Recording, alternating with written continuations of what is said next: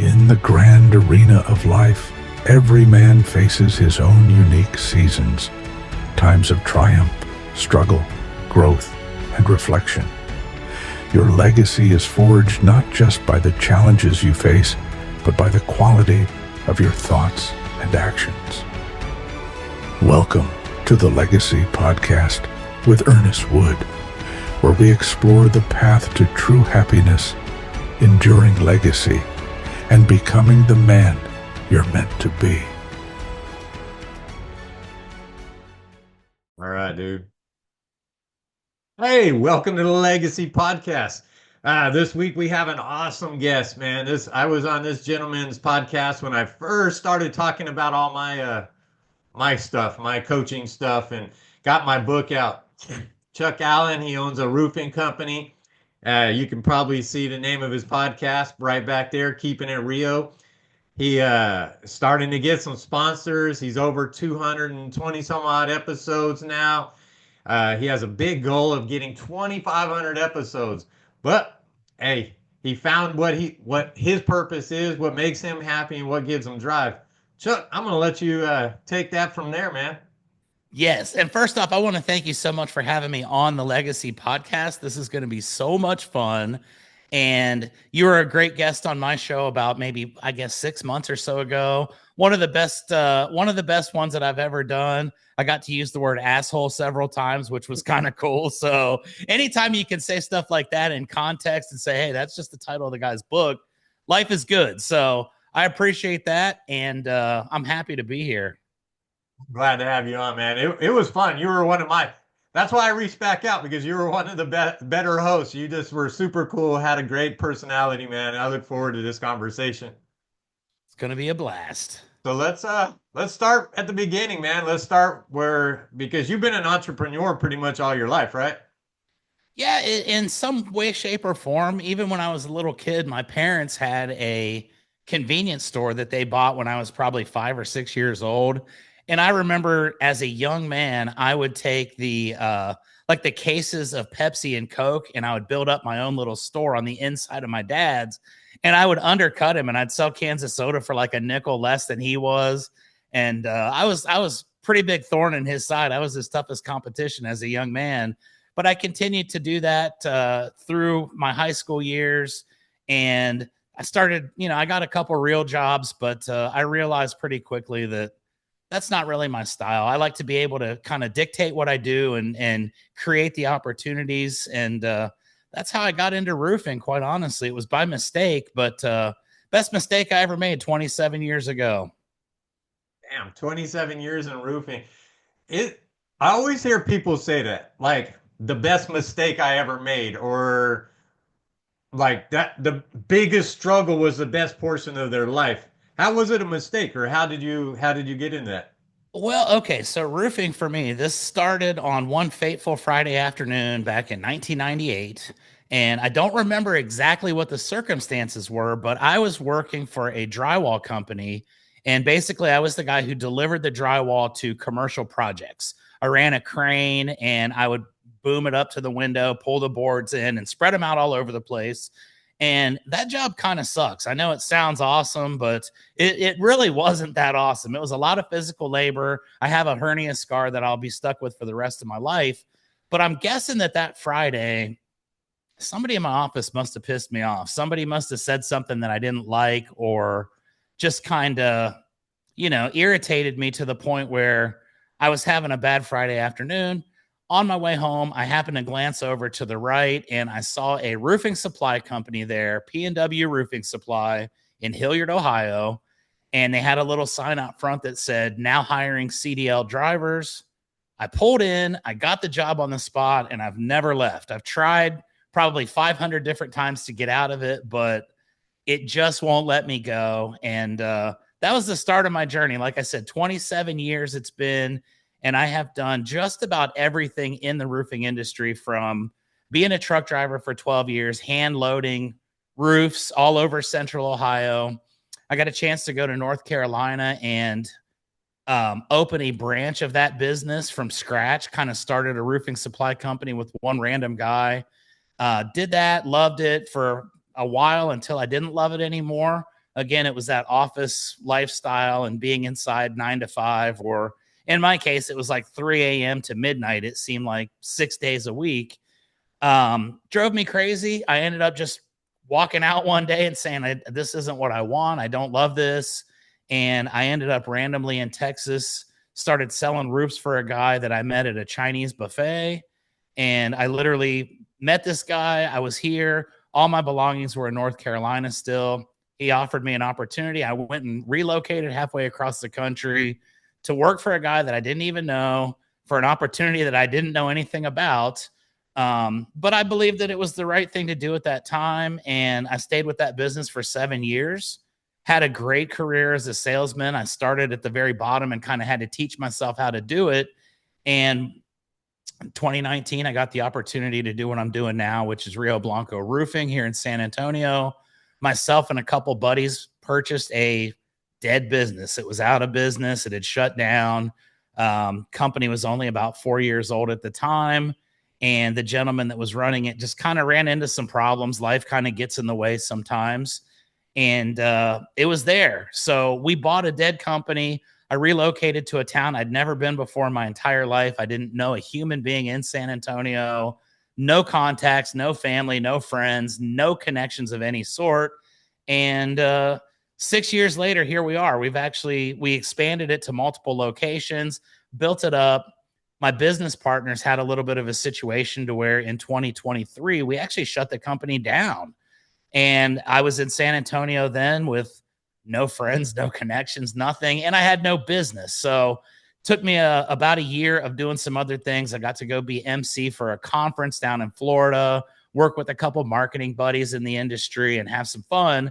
And then at the end of 23, myself and another friend from Ohio, we bought the company after my partners had a separation and they split up and kind of left the brand here for the taking, opened it back up. And I've been doing it now for about a year and a half. And it's a lot of fun. I love it. It can be frustrating. It can be, humiliating at times, and it can make you question your sanity. But I can't think of anything else I'd rather do than try to resurrect a company that I resurrected once, then killed and resurrected again. So it's a story like not too many people have. And, that's what makes me unique, I guess. Like Dr. Frankenstein. I was like, yeah, in more ways than one. I like to raise things from the dead. And, like I said, my background is in distribution. So I understand that side of the business probably more than most. And when I get into contracting, I see a lot of the shortcomings and pitfalls that a lot of contractors that I dealt with over the years had faced. And to me now, my main goal is to help younger people that are in this industry to avoid some of those pitfalls, the cash flow problems that can come. We just had a major hailstorm over here in Kerrville, Texas 2 nights ago. And I see a lot of these companies that are less than a year old. These guys were sales reps. They had a little bit of success, decided they wanted to go out on their own. And the worst thing that can happen for a brand new company like that is a huge hailstorm, because you go out there, you're overzealous, you start selling, you start talking to people, and we're going to save the world. I'm going to make millions of dollars. But most of them don't realize you've got about 4 or 5 jobs worth of credit line at that point in your career with your company being new. And it doesn't take but a minute to overkick your coverage and then all of a sudden find yourself in grave danger. So I try to help and advise as many of these younger guys and companies as I can along the way, and just kind of help them avoid some of the stuff that I've seen other people succumb to. It is so funny. Almost, well, every freaking story comes back to, I listened to Alex Ramosi a little while back, and it's that uninformed optimism, right? When you first start a company, everybody thinks, oh, I can do all this shit. Like, I can do everything in the world. And then all of a sudden you get that informed pessimism where you get kicked square in the nuts and you're like, nah, man, this shit, like none of this is as easy as it looked. So, but you're trying to help the younger guys.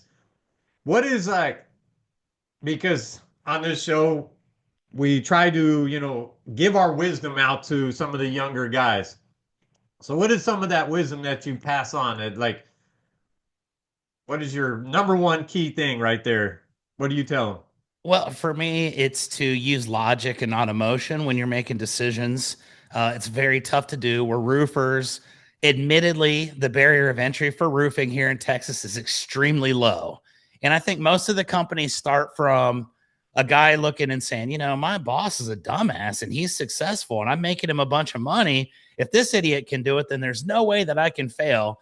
And you get out there, you've got that exuberance and you just want to take on the world. And like I said, material costs are very high. And just because you've got more opportunities to sell doesn't mean that the supply companies are going to say, oh, well, you know, let me give you another $100,000 in credit so you can go out there and make it happen. And I think a lot of people just, they get caught up in the emotional aspect of it and they want to go out there and build a team and change lives and, you know, make a great living and help as many people as possible.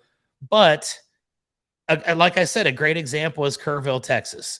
I'm working right now on building my business to be a retail model because I see that the insurance side of things has really, it's gotten haywire over the last couple of years. And now it's, you know, homeowners have to be very hyper aware of what they've got, what kind of coverages they've got on their home, the types of costs that come out of their pocket, and the things that could kind of get in the way of a smooth operation when it comes to a claim. And so I see a lot of these guys that just don't know that stuff yet. And at the end of the day, the people that really get hurt are the homeowners who trust people and think, you know, well, this is a good guy. He seems like a nice young man, seems to know what he's talking about. But then they get kind of hit in the face with a frying pan and realize, oh, shit, I didn't know that the insurance company started taking half of the money on the back end and not giving it back. I didn't realize that the homeowner was going to have an $8,000 out-of-pocket expense to do the roof. And you get them on the hook. Homeowners file the claims based on the advice that they're given.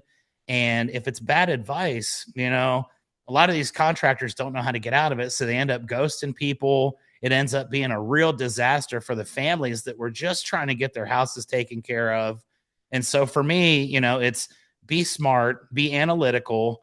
This major hailstorm hit and everybody thinks I'm crazy because I didn't even bother to go over there. And I see these kids and I shouldn't say kids, that's disrespectful, but I'm old, so I guess.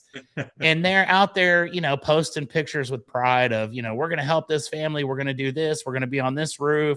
We're getting yard signs all over the city and everybody loves us. But the reality of the matter is you put all these yard signs out, probably 10% of those people actually end up going with that company. You know, when you go to a hailstorm that's been, you know, ravaged an entire community and you show up at 8 a.m. the next morning, the success rate is not as high as people would like to think that it is. And you can get people to agree to a free estimate or a free inspection because they really just want to know.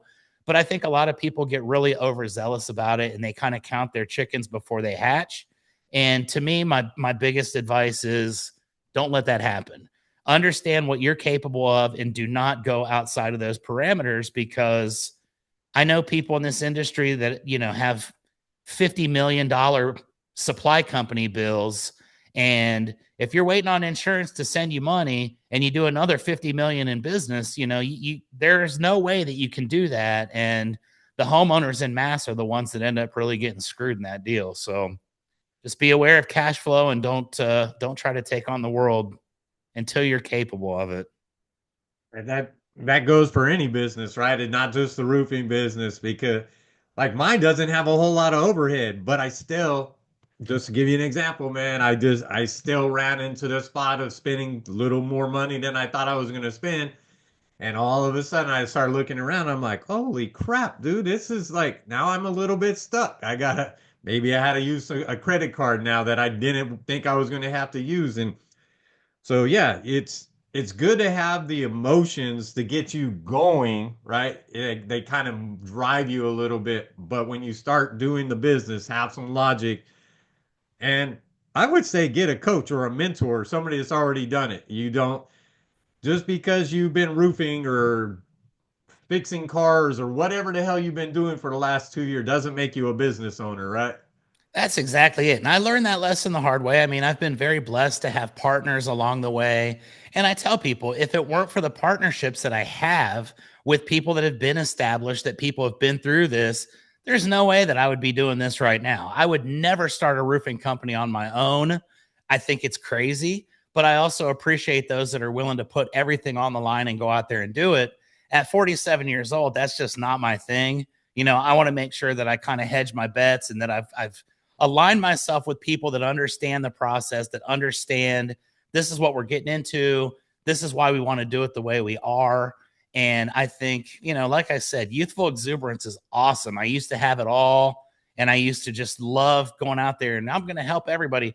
But you get, a couple $100,000 in the hole, and you realize a lot of the insurance carriers are going to hold the money as long as they can because it's to their advantage to have it in their bank account getting interest on a daily basis. And when the statutes say they don't have to send you the final payment for 90 days, but your material bill is due in 30 and your labor bill is due immediately, math, it's one of those things. You just have to look at it and say, well, crap, I don't see how I can continue to go forward without these funds. And then you've got the problem where you're getting funds in for jobs that you did 3 months ago and you need it to pay so you can get the materials for the job you're doing tomorrow. And it's a huge mess. It can be if you don't really pay attention and really just say, okay, look, this is what we can do. We're not going to do more than that. There may be 100,000 people that want to work with my company, but if I can only service 150 of them, I'm doing a huge disservice to myself, to my team, to those people, if I try to take on more than I'm capable of. So that's the biggest downfall in this industry that I've seen with most of the people that have blown up really fast and then just kind of faded away really quickly as well. It's not stacked in our favor, that's for sure. It's that whole what is that? The black hole theory, right? A lot of businesses, they grow so fast they freaking implode from the inside because there's a process to everything in life. There's a process to starting a business. There's a process once you get that business to $1 million to take it to $2 million, right? 2 million to 5, 5 to 10. And if you can't skip shit in the process. No, a lot of people think that you can. And a lot of people, like I said, I saw a lot of guys that I know that I understand the market that we're in. We work in the same environment. San Antonio hasn't been a thriving roofing community for about 3 years. There hasn't been a major hailstorm or an event like that. And this is a town that is driven by those types of transactions. Not a whole lot of people are super affluent and, have 15, 20 grand to just throw down and say, I want a new roof. My target audience is those that do that and can. And I've decided stay the course. I'm going to make it a retail model. I tell people I have no interest in screwing around with insurance because I know how that works.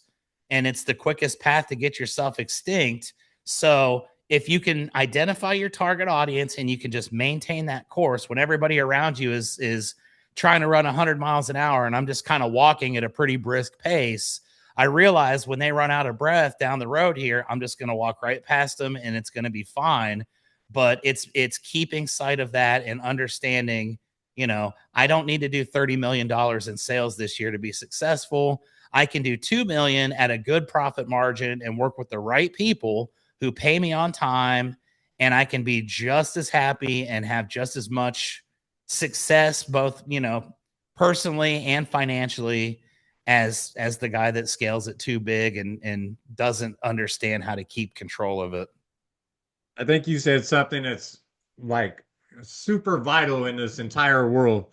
Consistency, slow and steady, but consistency in the right freaking direction. That's where like a lot of people get jacked up also. They either go too fast, maybe in the right direction, but then they get too fast or too big too fast, or they're consistent and they're slow, but they kind of wander around with a squirrel attitude, right? Squirrel. Then they slowly go that way, and then they slowly come back that way. But if you know where you're headed, you know what your game plan is, and you can take all this stuff to life, right? That's the way to do a goal, is to know exactly what your goal is, exactly the end date, and then consistently, steadily, you do the process and move in that direction. Yeah, that's it. Keep your eye on the prize and understand why you got into it in the first place. And the sad part about it, like I say, is when this does happen, it's usually done with the greatest of intent. And I don't know, well, I do know quite a few people that screw homeowners over intentionally in my industry, unfortunately, but the majority of these are good-hearted people that really mean well, and they want to support their families. They want to live the American dream, but you're really doing the exact opposite if you grow too fast and you don't pay attention to it because, like, say, the homeowners get screwed. I know a few people that they had to go bankrupt and they had thousands, hundreds of thousands of dollars in deposits that the homeowners got screwed out of. A company over in South Carolina, I had a gentleman on my podcast a few months ago.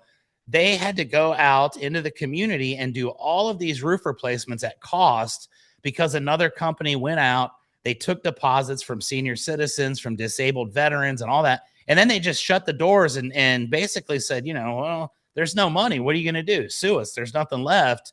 And it happens. It's not always ill intent. It's not always, hey, I'm going to go screw a bunch of elderly people.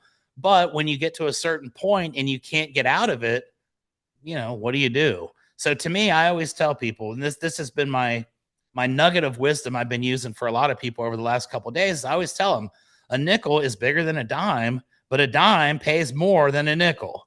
And like, for example, here in San Antonio, we had a lot of heavy winds a few weeks ago, plenty of opportunities to do repairs here that are, $1,000, $1,500 a piece, help people get paid really quickly, continue to move forward. But all of the contractors that I know saw this hailstorm and decided, well, that's a nickel. It's bigger. There's more. And 90 days from now, I hope that they're all still in business. I hope that they're all thriving, but the odds of that happening are pretty slim. In roofing, I think the stat is 96% of roofing contractors don't make it 5 years. So it's very easy to get upside down when you're playing with big numbers. Kind of the stats in any business, right? Like the restaurant business is, what is it, 98% in 3 years. And even podcasting. We were just talking about that before we came on. What is, you probably know the stats better than I do, but 95% don't even make it to episode 3. Yeah, that's right. You do it and then you realize, oh my gosh, that's going to take a lot of my time. It's a lot of commitment. In order to be consistent with it, you have to really commit to something like this. And I've been doing my podcast for almost 4 years now. Every single week I've had an episode out. And yeah, there is a commitment. I've done episodes at 6 o'clock in the morning on Sunday. I've done them at 11 o'clock at night on Saturday and pretty much everywhere in between.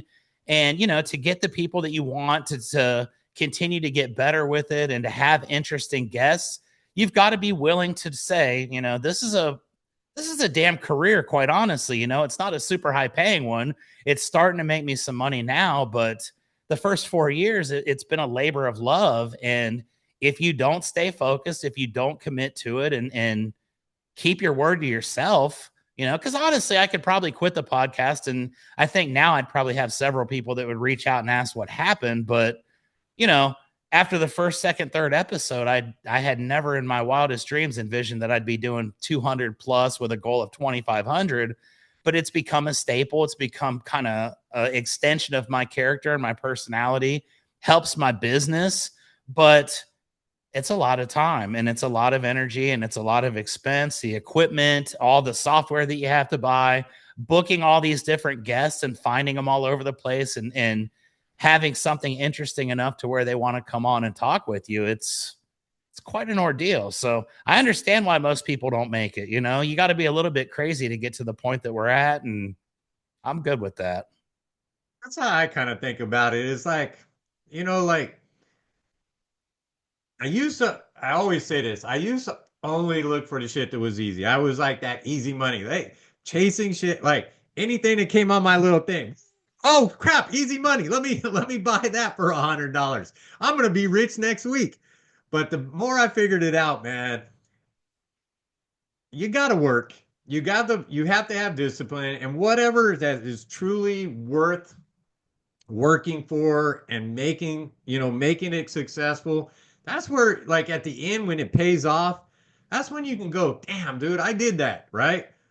I think guys, and I chat with my buddy Colin, and we always say that guys have to do something that's hard in their life to actually feel fulfilled, right?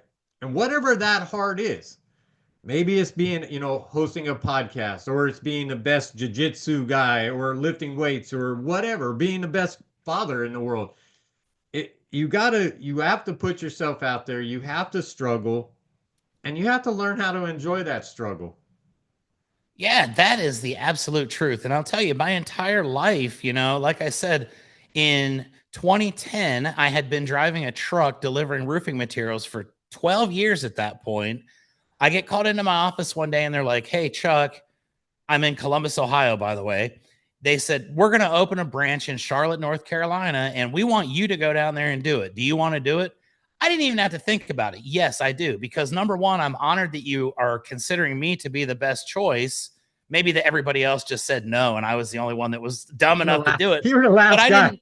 I didn't think anything of it. So I literally went down there. There was no safety net. There was no, well, if it doesn't work, I guess I could have moved back to Ohio and gone back to work there with my tail tucked between my legs. But I never considered that. I thought, we're going to go down there. We're going to build something awesome. We built something pretty awesome. It didn't suit me. I relocated to College Station, Texas, where I had never been before in my entire life. Worked for a guy I'd never met until, I'm standing in line at a buffet, and I started selling roofs, which 100% commission based. If you can't go out and do it, you're going to fail. And I'll be honest with you, after about 18 months, I had to step back. I was in Amarillo, Texas. We, again, just took a huge jump and said, "Hey, we're the best. We can do this." I go halfway across the state of Texas, 10 hours away from my home, to another place I've never been. They got hit with hail, and we're going to go over there and just take over the world.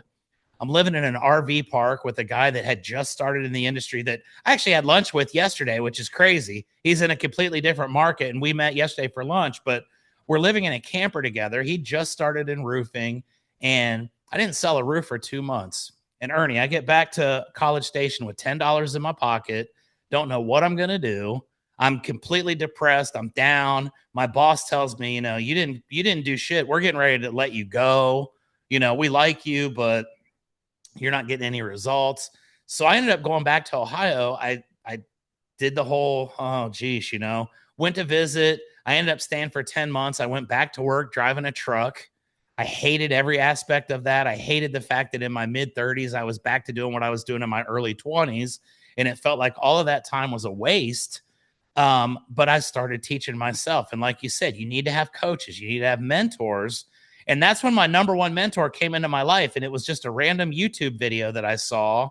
And this guy was talking about sales and keep it simple and don't overcomplicate. And for 10 months while I was driving a truck, my entire thought process was, I'm going back to that company in Texas. I'm going to succeed. I'm going to do this. But I need to learn my weaknesses. I looked myself in the mirror every day and I said, "Dude, you're 35 years old. You're literally living at your mom's house." All of my stuff was still in Texas because I never anticipated leaving. And I wanted to make sure that I didn't have the ability to just say, "Oh, whatever, I'm done." Everything was still in Texas. So I had to come back eventually to get my things. And after 10 months, I felt like, okay, I've assessed my sales process. I've assessed my personality. Here's where I'm strong. Here's where I'm weak. And you have to be brutally honest with yourself, because if you lie, it exposes in your results. So I got the opportunity after 10 months to come back. I sold a roof the first day, and then I was the top sales rep for that company for the next 2 years. Had my first $1 million year. Then I had another 1.5 million. I was, living the life. And I just decided at that point, okay, if I can do that, then I can take this next step. And, like I said, I end up in San Antonio with a dead roofing company. But 6 years later, here I am. I've still got the logo on my shirt. I've got roofing appointments this afternoon to go take care of referrals from people that I did roofs for years ago. And it was all because of the belief. And if this was easy, everybody would do it. And I take a lot of pride in the fact that I've had a long, crazy, winding path, but hey, dude, I'm still standing, right? So it kind of suits exactly what you said. You've got to do something tough. And I'm always looking for those opportunities to kind of prove myself to myself. Because at this point, I don't really care what other people think of me. I have a pretty great reputation in my industry. I have a lot of people that reach out to me for advice, but if you think I'm a schmuck or you think I'm a dipshit or whatever, I really don't care. It's all about my own deal now. And when I got that mindset about it, everything changed, and it's just been absolute joy. So yeah, hard stuff is fun. Dude, that's so cool because that's the whole thing about my podcast is men reach that point in their life where they look in the freaking mirror and they either like their self, don't like their self, or whatever, right? And we know like when I was on your show, right? I looked in the mirror and I knew I was an asshole, so I had to change. And I went through that process to change. And I think if more people could just actually step back and be like what you said, honest with yourself, 100% real evaluation. And once you do that, then it's a lot easier to make those little micro changes to be that better person, to be the better salesperson, right? Because everybody, sales is everything Yep. to me. I mean, everything we do in life is sales. We're selling to our wife, we're selling to the girl, we go to buy a car, everything. It's sales. What was your hardest, what was the most difficult thing for you with sales, like to overcome? That's a great question. So I told you before, I was in distribution for 12 years, and then I completely transitioned over into the contracting side.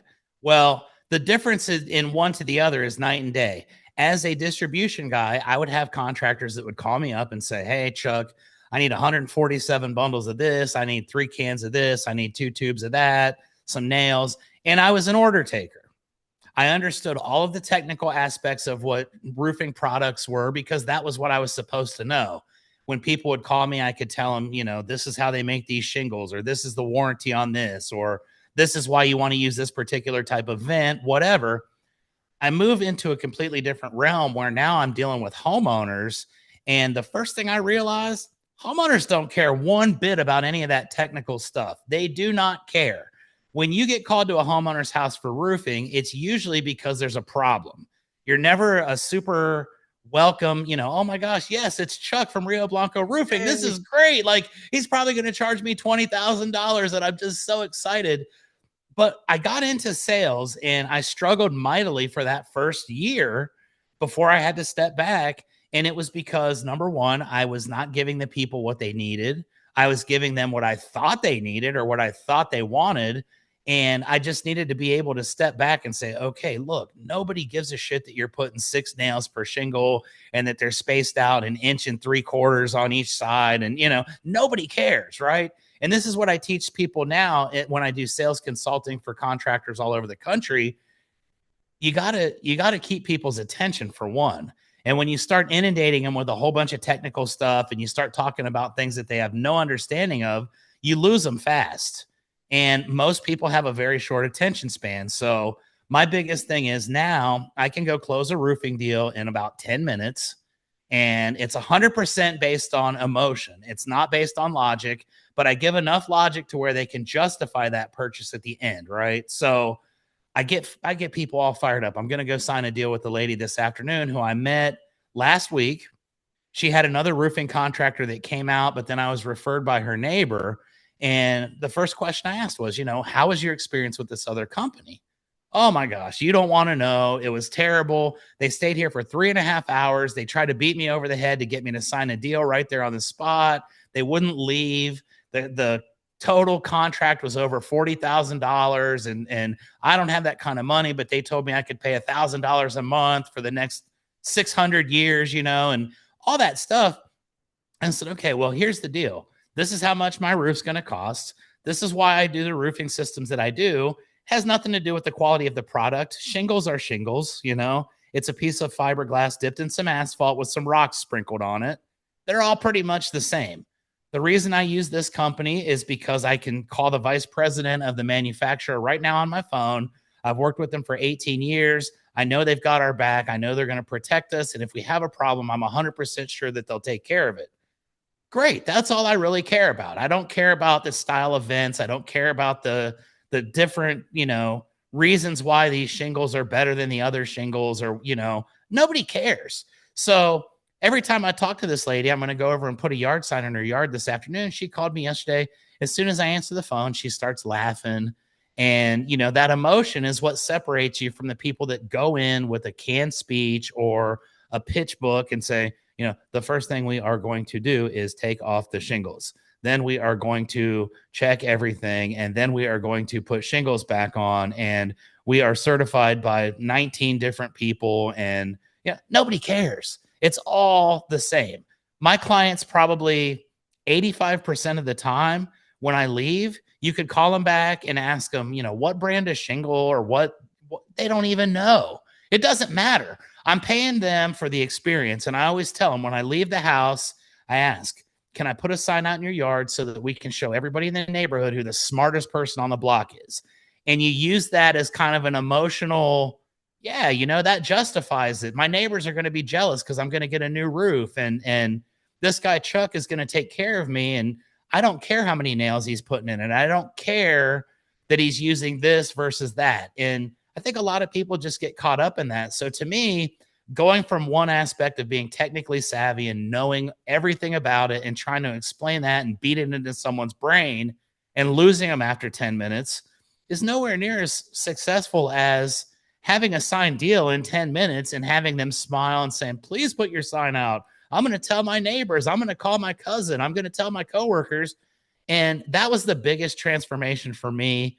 And as soon as I understood that and really, really took that to heart, that's when my sales career took off. And I still consult people to this day who disagree with that and say, well, you have to teach them about it and product knowledge. Yeah, we need to know about what we're doing because engineer people are going to ask you these types of questions. And if you don't know the answer, you don't lie to them because they probably know the answer and they're probably baiting you. So yeah, I do know everything about a roof system. I understand every detail. I can make up words and tell you stuff that you'd just be like, okay. But at the end of the day, it's like, hey, your neighbors are going to be jealous.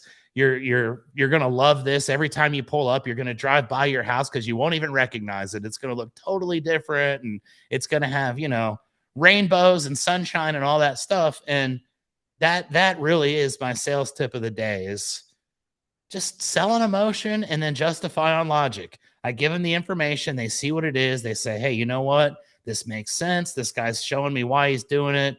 But the reality of the matter is they have to feel good because if people don't feel good and they're spending 30 or 40 or $50,000 on a roof, at the end of the project, you have a lot of problems. Number one, people don't want to pay that because you didn't really show them the value. They were expecting more out of you than what you may have given them on the front end. And to me, that's a crucial mistake. I don't have people that don't want to pay me. I don't have people that complain. I have a 5-star rating. I get 5-star reviews and video testimonials from every customer. And it's because I keep them entertained and I keep them feeling good about the process from the very beginning to the very end. And then I just got a referral from someone I did a roof for 5 years ago, about an hour ago. And she says, you probably don't remember my neighbor. I said, absolutely, I do. She lives over here on Yada Yada Street, Mandalay in San Antonio.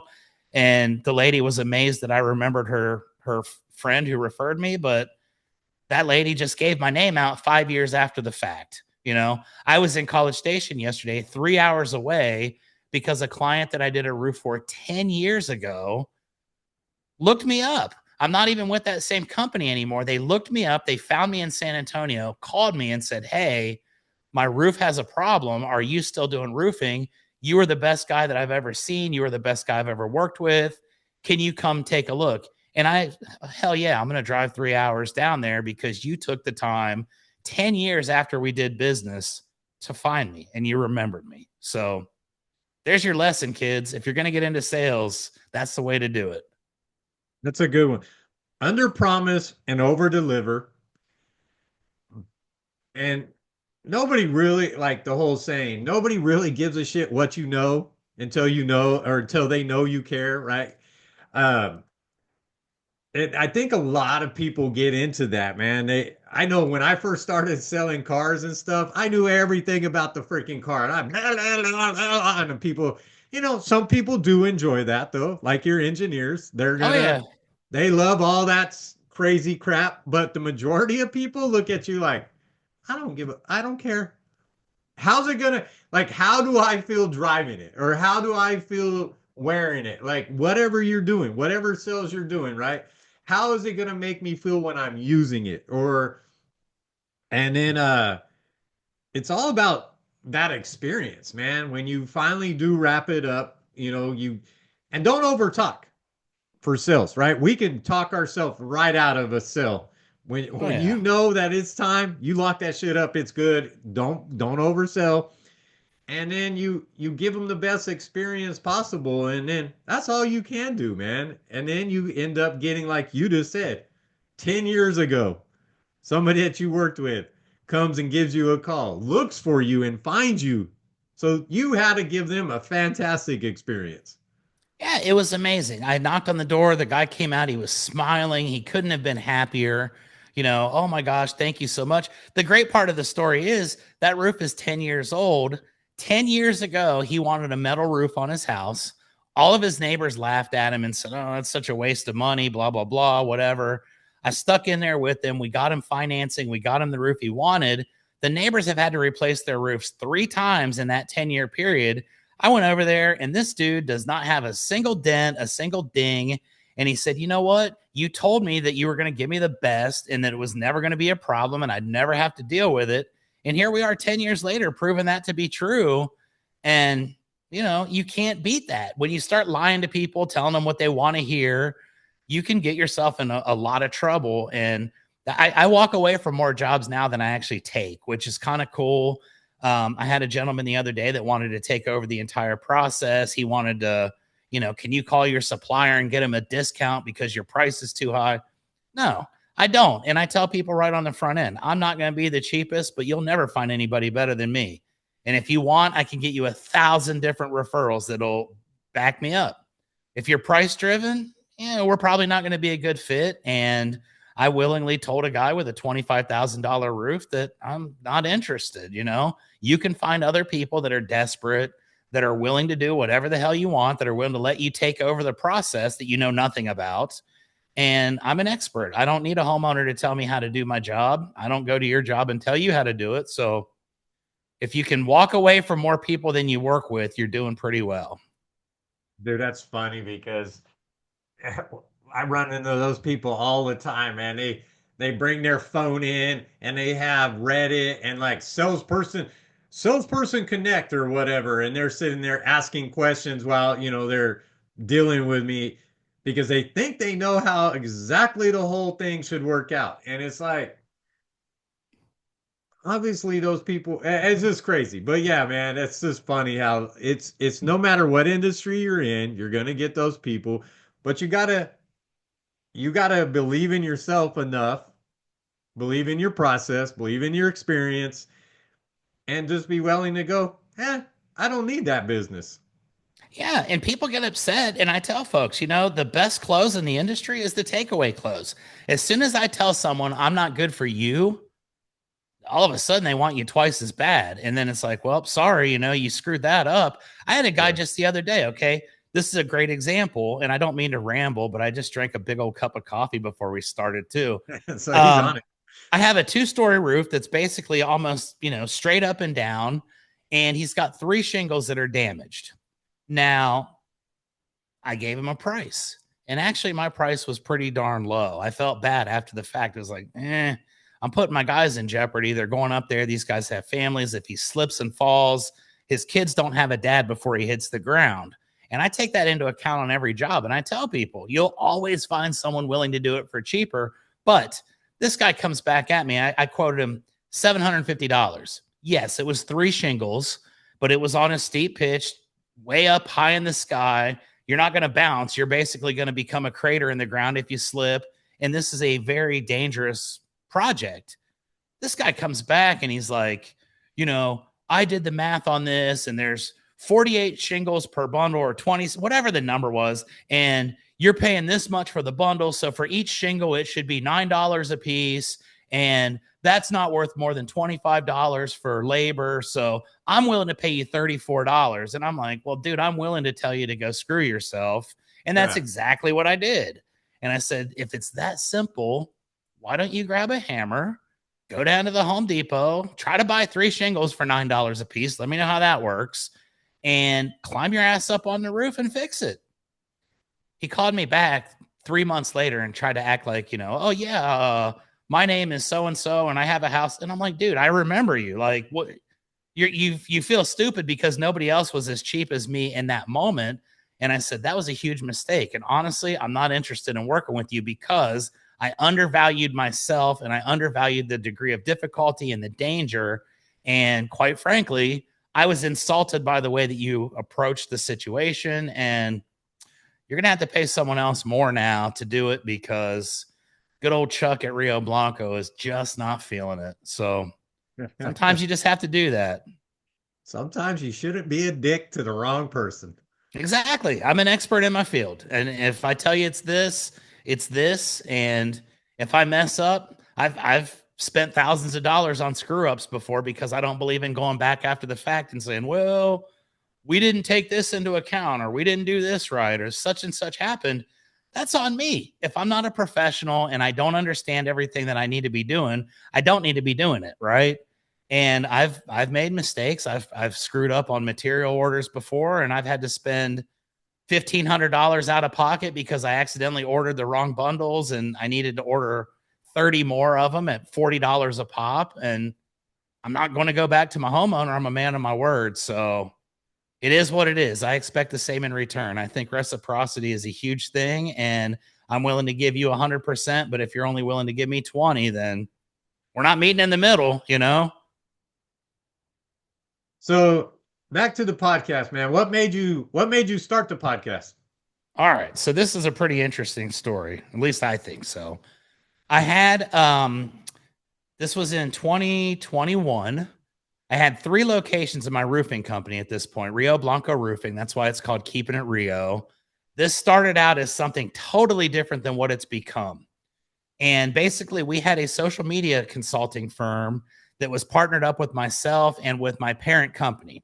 The parent company had like 10 or 12 locations. I had 3. And what the main goal was a social media challenge. And it was like, we're going to go live on Thursday. The partner company and their managers are going to go live at 6. Chuck and his guys are going to go live at 7. And we're just going to do a real brief live video for the entire quarter. And we're going to talk about the things that are happening in the business, the shit that nobody cares about, honestly. What we're doing as a company, what kind of jobs we've got going. Nobody was really watching that. But in my mind, I always wanted to do something like this. I just never had the opportunity. I think I should have been a radio DJ, and You do I have should a have good been like, voice. I should have been Howard Stern, but it was kind of already taken at that time, and the opportunities weren't there. So we get into the internet age, COVID comes about, all of a sudden these things are popping up more and more frequently, and it's like, well, this is my chance, right?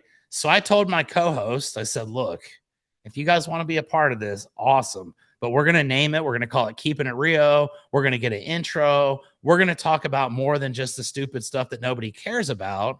And after that quarter, the other guys quit doing it. We just kept going. And it became a live episode every Thursday where we'd get on there and we would cut up about, where to find the best hot dogs at gas stations, the best fishing spots when your crew thinks you're out getting materials for them, all these crazy scenarios.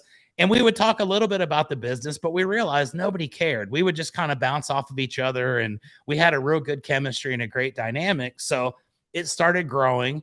We started getting people that wanted to come on as guests. We would have guests every week. We'd start taking phone calls. We had sound effects and the whole deal. It became a real, like a radio show. And after episode 90, we kind of had a separation there. My 2 co-hosts decided that they didn't want to do it anymore. So I said, well, I've come this far. I'm going to turn it into a interview program. I'm going to see if I can do this.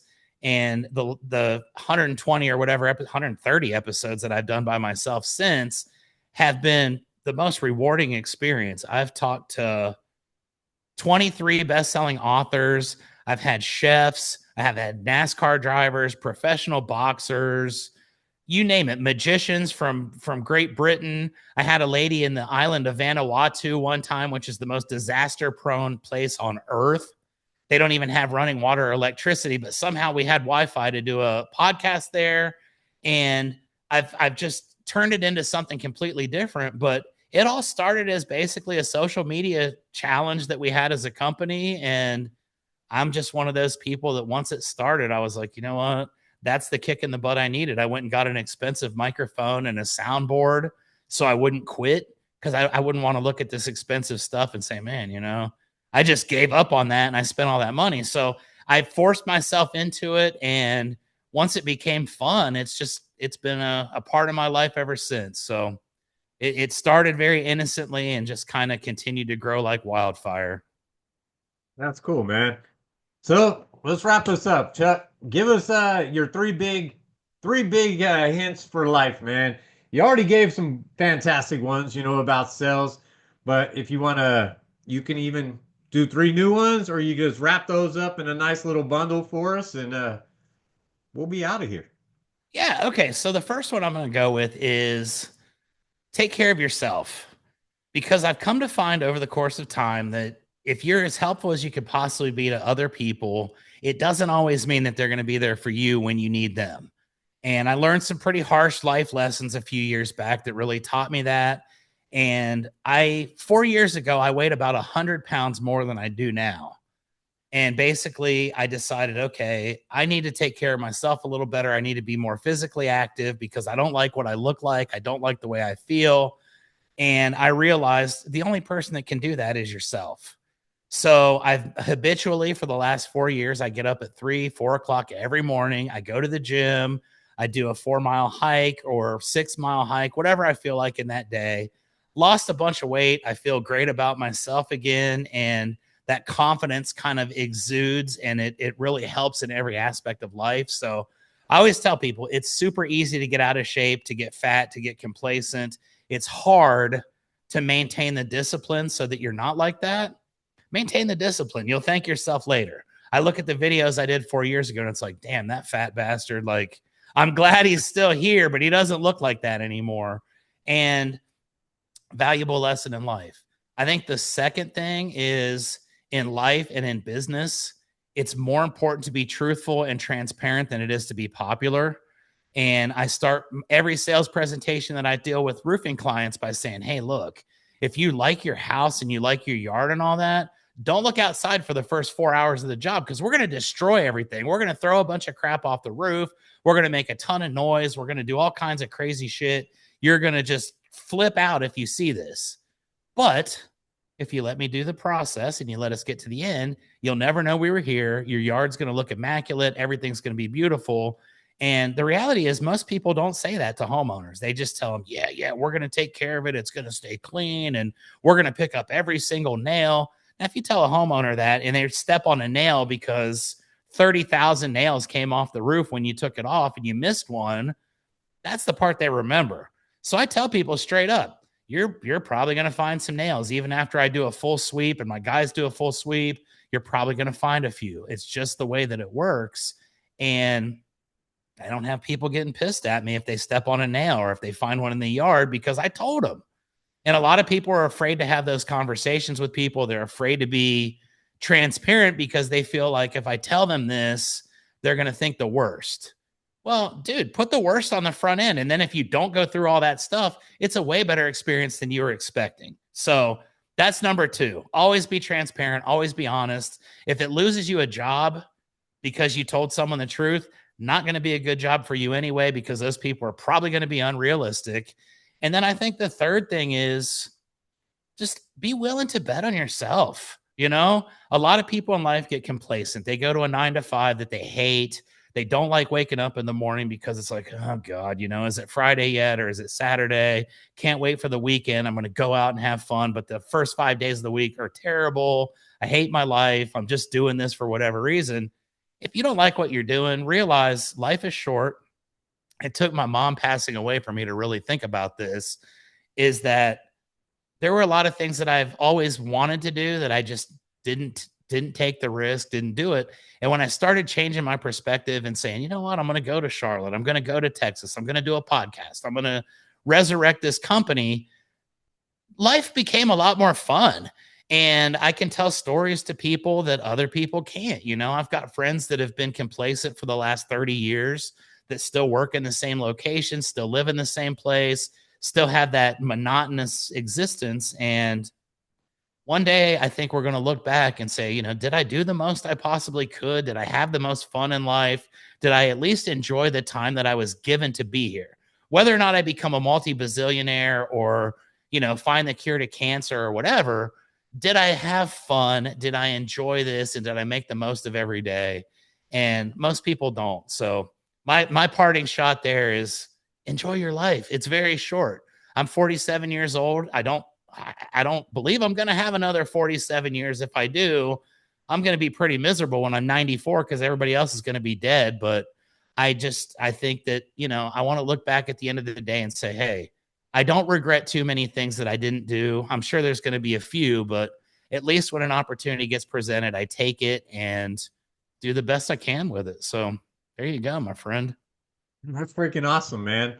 Those are like the for number one is what my whole existence is now. Like that's all I do is deal with people who end up, one day you look in the mirror and like you can't see your belt buckle anymore and like you can't tie your shoes and you feel like crap every day. Because like I figured it out. Like for me, I figured out those five basics, right? Nutrition, hydration, breath, sleep, and movement. You get those things in for yourself, then everything else starts working. Your brain works better. You're going to be better with your job. You're going to be better with your relationships. You're going to have emotional stability, and everything builds off of that. But then truthful transparency, dude, that is the biggest thing. I think so many people we always try to hide shit because we're making the other people's decision for them, right? If I tell Absolutely. them this, they're not gonna go with me. But dude, it's better to be freaking truthful. 100,000%. And then bet on yourself.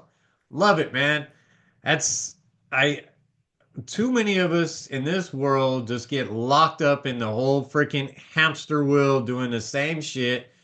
And it's again, we take that all the way back to the beginning of our conversation. It's about you just get comfortable. You you get satisfied being unsatisfied. Almost, right? That's Your it. life, yeah, if you don't like your life, then go do something about it. Stop whining, stop bitching.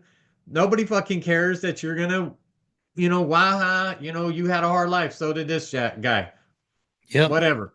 Fix it. That's all it is, right? There it is. Chuck, absolute pleasure, man.